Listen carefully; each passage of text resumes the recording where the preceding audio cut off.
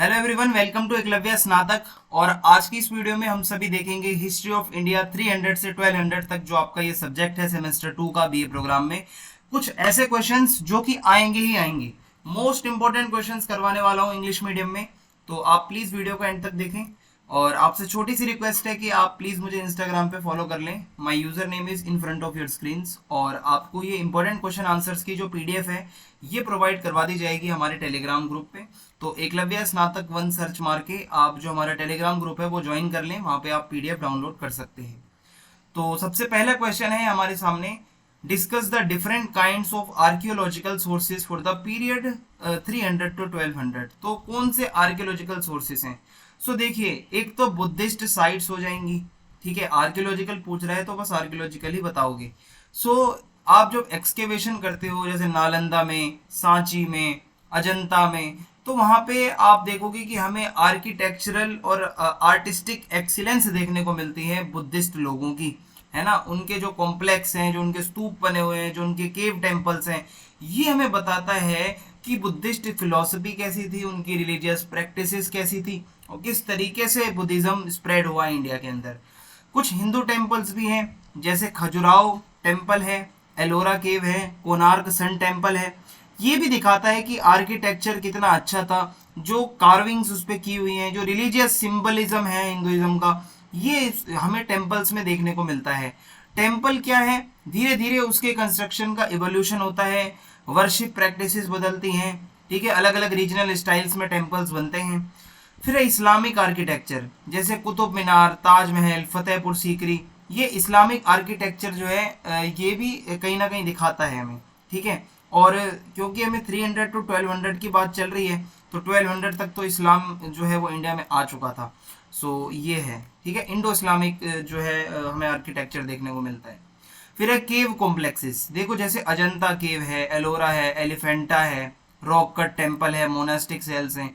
ये हमें बताता है, इतने सारे जो स्कल्पचर्स हैं, जो पेंटिंग्स हैं अलग अलग रिलीजियस थीम्स के ऊपर, ये हमें बताते हैं कितनी डाइवर्सिटी थी हमारी आर्टिस्टिक और रिलीजियस एंशिएंट इंडिया में। फिर है टेराकोटा आर्टिफैक्ट्स। तो देखो, टेराकोटा फिगरीन्स, पोट्री, स्कल्पचर्स, ये अलग अलग जगहों से मिलते हैं, जो कि हमें उनके आर्टिस्टिक ट्रेडिशंस के बारे में बताते हैं, उनकी डेली लाइफ कैसी थी ये बताते हैं, रिलीजियस उनके बिलीफ्स कैसे थे ये हमें बताते हैं, हमारी इंडियन सोसाइटी कैसी थी ये हमें पता चलता है। फिर है इंस्क्रिप्शंस, संस्कृत और प्राकृत जो लैंग्वेज में इंस्क्रिप्शंस मिलते हैं, स्टोन पिलर्स के ऊपर, कॉपर प्लेट्स के ऊपर, टेम्पल वॉल्स के ऊपर। ये भी बहुत ज़्यादा हिस्टोरिकल और जीनेलॉजिकल इन्फॉर्मेशन हमें मिलती है। पॉलिटिकल इन्फॉर्मेशन भी मिलती है, किसके साथ किसके अलायंस थे, और रॉयल इन्फॉर्मेशन भी मिलती है, लैंड ग्रांट्स के बारे में भी पता चलता है, कल्चरल एक्सचेंजेस के बारे में भी हमें इंस्क्रिप्शंस बताते हैं। फिर है trade and port sites. So excavation होता है जब कुछ पोर्ट साइट्स के ऊपर, जैसे लोथल है, महाबलीपुरम है, हल्दिया है, वो बताता है कि वहाँ पे एक टाइम पे मैरीटाइम ट्रेड भी होता था, पानी से जो है ट्रेड होता था, शिप बिल्डिंग टेक्निक्स थी। ठीक है, और फॉरेन कंट्रीज के, फॉरेन कल्चर्स के साथ हमारे इंटरेक्शन होते थे, ये हमें पता चलता है। और इसके अलावा मेगालिथिक साइट्स हैं, बहुत सारे बड़े बड़े पत्थर जो हैं बरियल्स के ऊपर रख दिए जाते थे, डॉल्मेंस जो है वो भी मिले हैं। तो ये बताता है कि किस तरीके से हमारी जो बुरियल प्रैक्टिसेस हैं वो टाइम टू टाइम जो है इवॉल्व हुई। ठीक है, और क्या रिलीजियस बिलीफ थे प्री हिस्टोरिक कम्युनिटीज़ के। अर्ली इंडियन सिविलाइजेशन के बारे में भी हमें पता चलता है। न्यूमिस्मेटिक एविडेंस, तो बहुत सारे सिक्के मिलते हैं, जैसे गुप्ता पीरियड के, कुशाणा पीरियड के, चोला डायनेस्टी के। ये हमें वैल्यूएबल काफ़ी ज़्यादा इन्फॉर्मेशन देते हैं। इकोनॉमिक सिस्टम कैसा था वो भी पता चलता है, ट्रेड रूट्स के बारे में पता चलता है, एंड हमें पॉलिटिकल चेंजेस के बारे में भी एंशिएंट इंडिया के पता चलता है। ओके, फिर उसके बाद है अगला question, examine the main features of the Gupta society and economy. तो सबसे पहले देखिए, पॉलिटिकल ऑर्गेनाइजेशन जो था इनका, ठीक है, गुप्ता एम्पायर का एक सेंट्रलाइज था, मोनार्की थी, जो किंग होता था उसके पास सबसे ज़्यादा पावर थी रूलर के पास, और ब्यूरोक्रेसी भी होती थी, ऑफिशियल्स होते थे। प्रोविंसेस में डिवाइडेड था एम्पायर जो था, डिस्ट्रिक्ट भी होते थे, विलेजेस भी होते थे। सोशल स्ट्रक्चर की बात करें तो एक हायरार्किकल स्ट्रक्चर था, 4 वर्णास थे, ब्राह्मण, क्षत्रियाज, वैश्याज और शूद्रास। ब्राह्मण्स वही प्रीस्ट और स्कॉलर होते थे, क्षत्रियाज वॉरियर और रूलर्स होते थे, वैश्याज जो मर्चेंट और फार्मर्स होते थे, शूद्रास जो लेबरर्स मतलब होते थे, जो इन सब की सेवा करते थे। और ये सिस्टम हिंदुइज्म से ही आया था। फिर है एग्रीकल्चर एंड ट्रेड। तो इकोनॉमी जो थी गुप्ता एम्पायर की वो बहुत ज़्यादा एग्रेरियन थी, यानी कि खेती के ऊपर ही डिपेंड थी। फार्मिंग मेन ऑक्यूपेशन था। गंगेटिक जो प्लेन है वो काफ़ी फर्टाइल था और इससे एक अच्छा खासा एग्रीकल्चरल सेक्टर जो है वो मतलब फ्लरिश हो सकता था। और ग्रेन्स, फ्रूट्स, वेजिटेबल्स ये सब का प्रोडक्शन हो रहा था। ट्रेड काफ़ी ज़्यादा इंपॉर्टेंट था यहाँ पे, ठीक है, within the empire and with other regions also, ठीक है। और वाटरवेज भी थे, रोड नेटवर्क भी काफ़ी अच्छा था। और अर्बनाइजेशन एंड क्राफ्टमैनशिप, देखो गुप्ता पीरियड के समय सिटीज़ जो शहर हैं वो काफ़ी ज़्यादा ग्रो कर रहे थे। और ये जो सिटीज़ होती थी इनके वेल प्लान्ड लेआउट्स थे, सोफिस्टिकेटेड आर्किटेक्चर था। आर्टिसंस और क्राफ्टमैन जो होते थे वो काफ़ी इंपॉर्टेंट थे। वो अलग अलग चीज़ें प्रोड्यूस करते थे जैसे textile, pottery, metal work, jewellery. फिर है कॉइनेज एंड मोनेटाइजेशन। तो गुप्ता एम्पायर एक बढ़िया स्टैंडर्डाइज सिस्टम लेके आया कॉइनेज का, जिससे काफ़ी फैसिलिटेट हुआ ट्रेड और कॉमर्स। गोल्ड कॉइन्स थे जिनको दिनार कहा जाता था, सिल्वर कॉइन्स थे जिनको रूपक कहा जाता था, बहुत ज़्यादा यूज होते थे, सर्कुलेट होते थे। एजुकेशन एंड इंटेलेक्चुअल परस्यूट्स, तो गुप्ता पीरियड जाना जाता है अपना गोल्डन एज के लिए, क्योंकि बहुत ज़्यादा एडवांसमेंट हुई इसी पीरियड में, साइंस में, मैथमेटिक्स में, मेडिसिन की लाइन में, लिटरेचर की लाइन में। और बहुत सारे लोग बाहर बाहर से भी पढ़ने आते थे अक्रॉस द वर्ल्ड यहाँ पे। पेट्रोनेज ऑफ आर्ट, तो गुप्ता रूलर जो है वो आर्ट एंड लिटरेचर के पेट्रोन थे, यानी कि बहुत ज़्यादा उन्होंने उसको प्रमोट किया। एक कल्चरल मतलब बहुत ज़्यादा एक अच्छा टाइम माना जाता है, ठीक है। हमारी हाइट्स थी यहाँ पे, कल्चरल हाइट्स तक इंडिया गया। और this period witness the development of classical Indian arts जैसे स्कल्पचर, पेंटिंग, लिटरेचर। बहुत सारे जो है फेमस गुप्ता स्टाइल आर्किटेक्चर भी, टेम्पल आर्किटेक्चर देखने को मिलते हैं। Discuss the development in religion and culture in the Gupta period. तो अब गुप्ता पीरियड में रिलीजन और कल्चर कैसा था, तो देखिए गुप्ता एम्पायर जो माना जाता है 320 से लेके 550 सी तक, ये आर्ट और साइंस का पैटर्न था, ठीक है। और यहीं पे हिंदुइज्म, बुद्धिज्म और जैनिज्म जो है फ्लरिश कर रहे थे। हिंदुइज्म के बारे में बात करें तो गुप्ता रूलर जो है वो काफ़ी ज़्यादा प्रमोट और सपोर्ट करते थे ब्राह्मणिकल ट्रेडिशंस को। हिंदू टेम्पल बनाए गए थे, बहुत सारे रिचुअल्स होते थे, सेक्रीफाइसेस होते थे। और हिंदुइज्म को एक डोमिनेंट रिलीजन बनाने में गुप्ता एम्पायर का बहुत बड़ा हाथ था। बुद्धिज्म की बात करें तो देखो पॉलिटिकल इन्फ्लुएंस इनका कम होता जा रहा था, लेकिन जो मोनेस्टिक संघा जो था इनका, ठीक है, आप यहाँ पे ये कह सकते हो कि संघा वगैरह में लोग आने लगे थे और फॉलोवर्स आने लगे थे। बुद्धिस्ट आर्ट और आर्किटेक्चर काफ़ी फेमस था, जैसे उनकी केव टेम्पल्स, उनके स्कल्पचर्स, ठीक है, वो भी इंट्रिकेट स्कल्पचर्स। और बहुत ज़्यादा अपने ये जेनिथ पे था, अपने सबसे पीक पर था इस टाइम पे। एक आइकॉनिक केव है अजंता एंड एलोरा की, वो बहुत ही बढ़िया एग्जांपल है गुप्ता एरा के बुद्धिस्ट आर्टिस्टिक आर्किटेक्चर का। जैनिज्म की बात करें तो ये भी एक सिग्निफिकेंट रिलीजियस ट्रेडिशन था और काफ़ी ज़्यादा प्रोमिनेंट था गुप्ता पीरियड में। बहुत ज़्यादा जैन टेम्पल्स बनाए गए, जैन स्कॉलर्स थे बहुत ज़्यादा जिन्होंने अपनी फिलॉसफी दी, अपना लिटरेचर लिखा, जैसे महावीर की टीचिंग थी जो कि फाउंडर हैं जैनिज्म के। बहुत ज़्यादा लोगों ने उसको फॉलो किया। Apart from religion, Gupta period एक और चीज़ विटनेस करता है जो कि एक कल्चरल रेनेसा, जैसे literature and the arts thrived under royal patronage. Classical Sanskrit literature वापस से इसकी इंपॉर्टेंस बढ़ी, जैसे रामायण, महाभारत, ठीक है, उसकी रीटेलिंग होने लगी, उसकी इंटरप्रिटेशंस आने लगी। सो इससे क्या है, कालिदास जी ने जो कि है मतलब बहुत ज़्यादा जाने माने पोएट हैं, अपने मास्टरपीस लिखे उन्होंने इसी टाइम पे कालिदास ने। एडवांसमेंट होता है साइंस में, मैथ में, एस्ट्रोनॉमी में, ठीक है, यही गुप्ता पीरियड में ही। और एक मैथमेटिशियन है आर्यभट्टा जो कि बहुत फेमस है, वो भी इसी टाइम पे आए जिन्होंने डेसिमल सिस्टम एंड जीरो को जो है ढूंढा। गुप्ता रूलर्स जो है वो काफ़ी लर्निंग में इंटरेस्ट रखते थे, स्कॉलर्स को और यूनिवर्सिटीज़ को सपोर्ट करते थे। अगला क्वेश्चन है discuss the cultural contribution of Pallavas and Chalukyas. तो पल्लवास और चालुक्यास जो थे वो बहुत ही ज़्यादा दो इन्फ्लुएंशियल डायनेस्टीज का नाम है एंशियंट और मिडिवल इंडिया में। पल्लवा डायनेस्टी जो है जो कि 3rd to 9th सेंचुरी तक एग्जिस्ट करती थी, वो तमिल रीजन के आसपास थी, ठीक है। ये नीचे का जो ये साउथ का जो रीजन है वहाँ पे थी। ये आर्ट के पैट्रॉन्स थे, आर्किटेक्चर और लिटरेचर के भी ये पैट्रॉन्स थे, यानी कि बहुत इन्होंने प्रमोट किया इस चीज़ को। पल्लवास जाने जाते हैं अपने आर्किटेक्चरल मार्वल्स के लिए, जैसे कि rock cut temples, structural temples.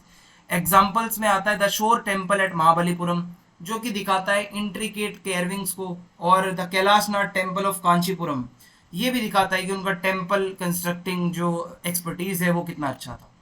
Pallavas की बात करें तो ये भी काफ़ी ज़्यादा फेमस हैं, ठीक है, प्रमोट करने में क्लासिकल लिटरेचर को और फाइन आर्ट्स को। इन्होंने सपोर्ट किया तमिल लिटरेचर को, पार्टिकुलरली संगम लिटरेचर, जिसमें बहुत सारी एपिक पोएम्स थी, लव पोएम्स थी, मॉरल टेल्स थी। और इन्होंने पेट्रोनाइज किया पोएट्स को, स्कॉलर्स को, एंड मतलब बहुत ज़्यादा तमिल लैंग्वेज और कल्चर पे इन्होंने फोकस किया। सिमिलरली चालुक्य डायनेस्टी जो थी, जो कि 6th to 12th सेंचुरी तक रहती है, primarily in the Deccan region of south India, ये भी कल्चरल कंट्रीब्यूशन के लिए जानी जाती है। चालुक्यास जाने जाते थे अपने आर्किटेक्चरल अचीवमेंट्स के लिए, जैसे जो रॉक कट आर्किटेक्चर था उनका, रॉक कट केव टेम्पल्स है जैसे कि बदामी के अंदर, एहोल के अंदर, पट्टा दक्कल के अंदर। ये दिखाता है कि उनकी क्राफ्टमैनशिप कितनी एक्सीलेंट थी। और ये केव टेम्पल्स दिखाते हैं उनकी इंट्रिकेट कैर्विंग्स को, स्कल्पचर्स को, जो हिंदू देवी देवताओं को दिखाती है। माइथोलॉजिकल सीन्स को दिखाया जा रहा है, रॉयल प्रोसेशंस को दिखाया जा रहा है। चालुक्यास जो है लिटरेचर और स्कॉलरशिप के भी वो पैट्रॉन्स थे, और वो सपोर्ट करते थे कन्नड़ और संस्कृत लिटरेचर को ज़्यादा। और पोइट्री, ड्रामा, हिस्टोरिकल राइटिंग्स बहुत हुई इनके टाइम पे। कुछ मैं आपको एग्जांपल देता हूँ, जैसे Vikram Arjuna Vijaya by Pampa, Kavi Rajamarga by king Nripatunga and Manasollasa by king Someshwara third. Furthermore Pallavas और चालुक्यास ने बहुत ज़्यादा स्कल्पचर, आइकोनोग्राफी पे भी कंट्रीब्यूशन दिया। उनके आर्ट वर्क्स, ठीक है, जैसे स्कल्प्टेड पैनल्स, स्टेचूज बहुत ज़्यादा जाने जाते हैं। पोर्ट सीन्स दिखाए जाते थे उसमें, माइथोलॉजिकल नैरेटिव्स दिखाए जाते थे। और ये भी दिखाता है कि सिर्फ ये स्कल्पचर्स उनकी आर्टिस्टिक स्किल्स को नहीं दिखाता, बल्कि उस टाइम पे रिलीजियस और कल्चरल सिंबलिज्म को भी दिखाता है। Discuss the course of tripartite struggle between the Gurjar Pratihar, the Palas and the Rashtrakutas over the control of Kannauj. Most important question है, देखो जो भी करवा रहा हूँ ना ये आपके आने ही आने हैं।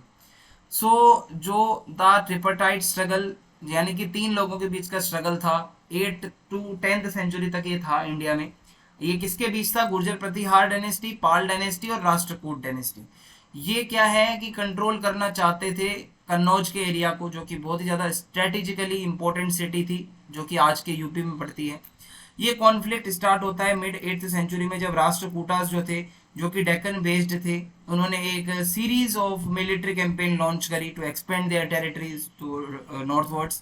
सो वो ये चाहते थे कि उनका डोमिनेंस हो कन्नौज के ऊपर, जो कि एक प्रोस्पेरस ट्रेडिंग सेंटर था और एक पॉलिटिकल कैपिटल भी था नॉर्थ इंडिया की एक टाइम पे। सो प्रतिहार्स जो थे, जो कि who held sway over north western India, perceive this a threat to their own power and intervened. वो ये समझते थे कि भाई ये तो हमारे घर में कोई घुस के और ऐसे कब्जा कर लेगा, तो ऐसे कैसे चलेगा।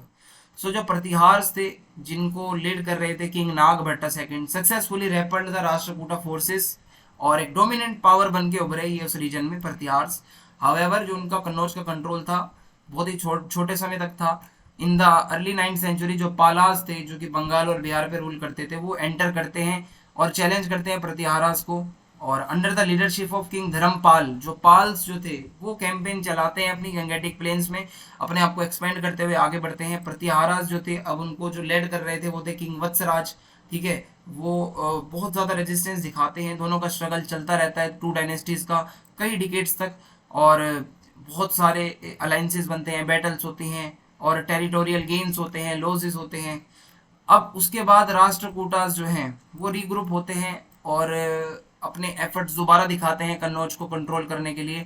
अब उनको एक अपॉर्चुनिटी दिखती है कि भाई प्रतिहार और पाला आपस में लड़ रहे हैं, ठीक है, एंड वो ये चाहते हैं कि मतलब दोनों यहाँ पे कमज़ोर पड़ सकते हैं अगर हम बीच में घुस जाएं।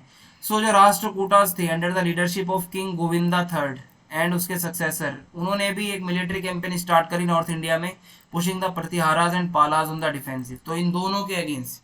सो ये जो ट्रिपर्टाइट स्ट्रगल है अपने क्लाइमैक्स में पहुंचा 10th सेंचुरी में, जब जो राष्ट्रकूटास थे वो बहुत ज़्यादा डोमिनेंट पावर बन के एमर्ज हुए नॉर्थ इंडिया में। हावेवर जो उनका कन्नौज का कंट्रोल था वो भी छोटे समय तक था, और जैसे जैसे चोला डायनेस्टी का राइज हुआ in the south and the emergence of Ghaznavids from the central Asia, फिर से ये पॉलिटिकल जो है ये चेंजेस आए बहुत ज़्यादा। समरी देखें तो जो ट्रिपर्टाइट स्ट्रगल है गुर्जर प्रतिहार, पालास का और राष्ट्रकूटास का कन्नौज के ऊपर लेके, बहुत सारे इसमें मिलिट्री कॉन्फ्लिक्ट होते हैं।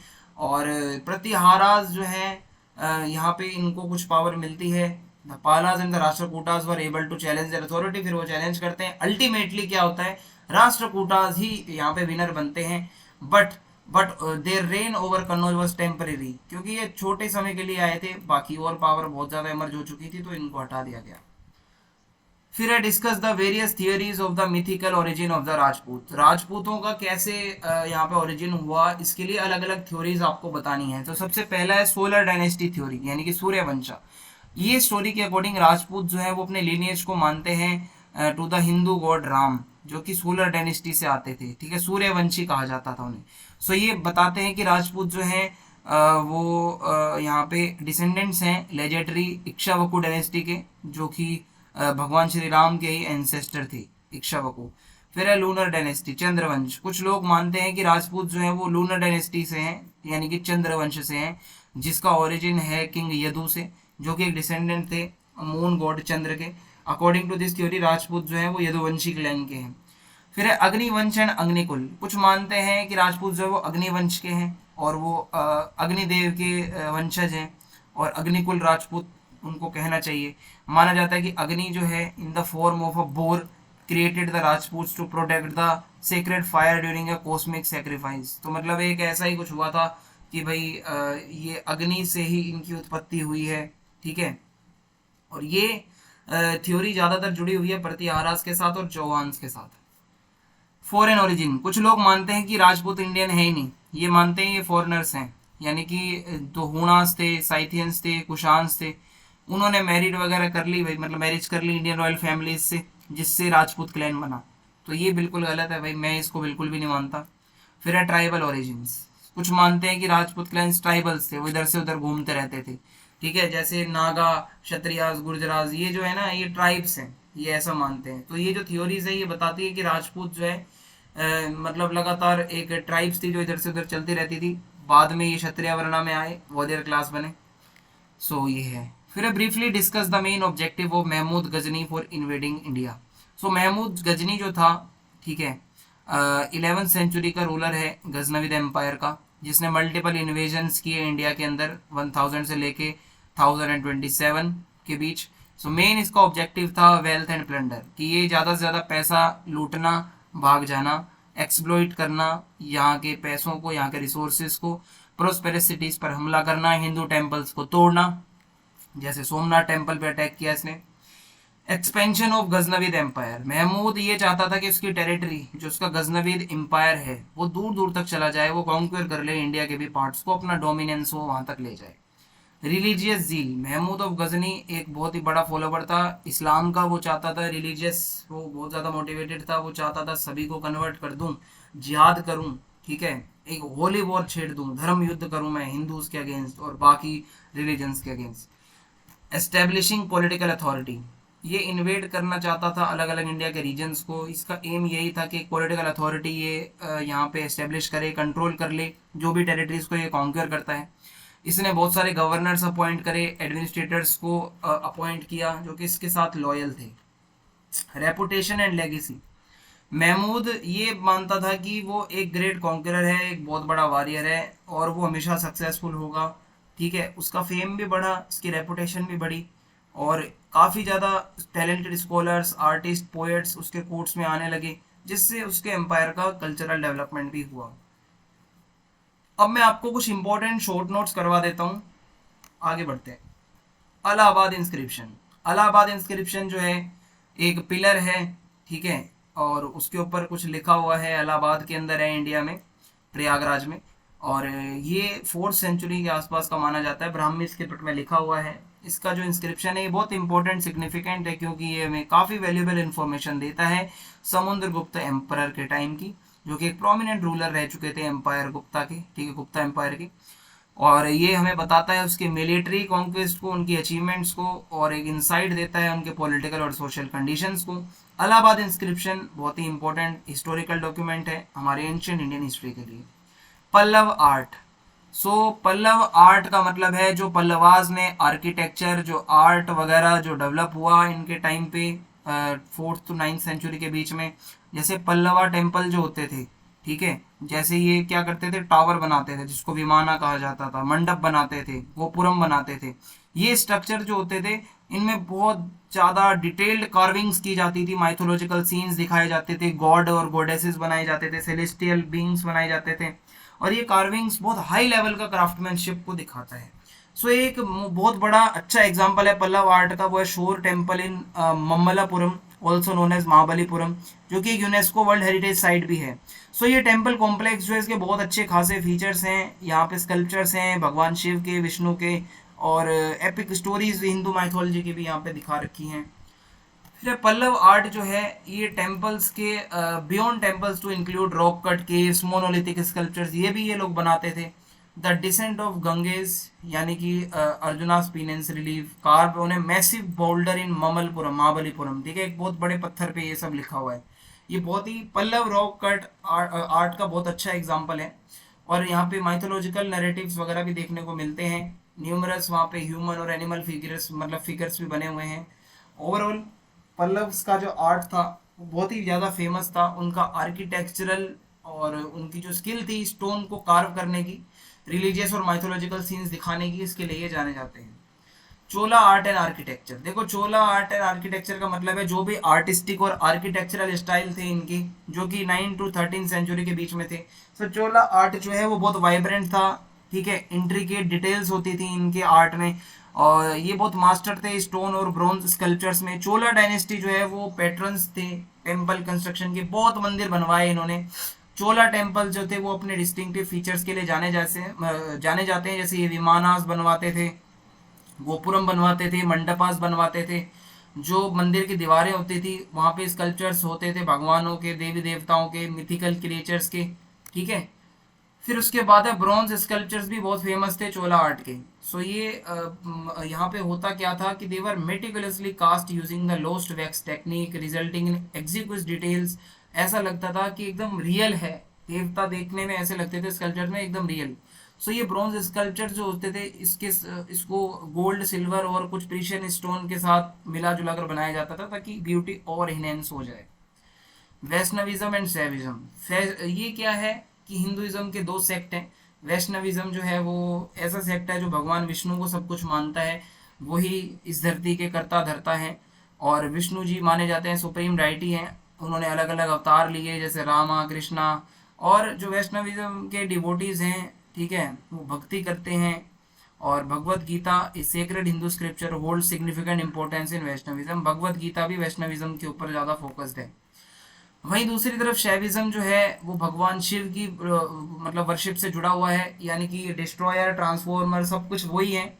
शिव जी को ही सुप्रीम डेटी माना जाता है शैविज्म में, और उनके अलग अलग रूप दिखाए जाते हैं, नटराज, ठीक है, और अर्धनारीश्वर। और जो शैवाइट्स हैं, ठीक है, वो ध्यान करते हैं और मतलब बहुत ज़्यादा योगी होते हैं, ठीक है। और इसमें क्या है कि शिव पुराण, शैव आगम, अलग अलग इनके पवित्र टेक्स्ट भी हैं। तो इसी के साथ ये इंपॉर्टेंट क्वेश्चन खत्म होते हैं। अगर आपको वीडियो हेल्पफुल लगी हो तो आप चैनल को सब्सक्राइब कर दें, ज़्यादा से ज़्यादा वीडियो को शेयर करें। जय हिंद, जय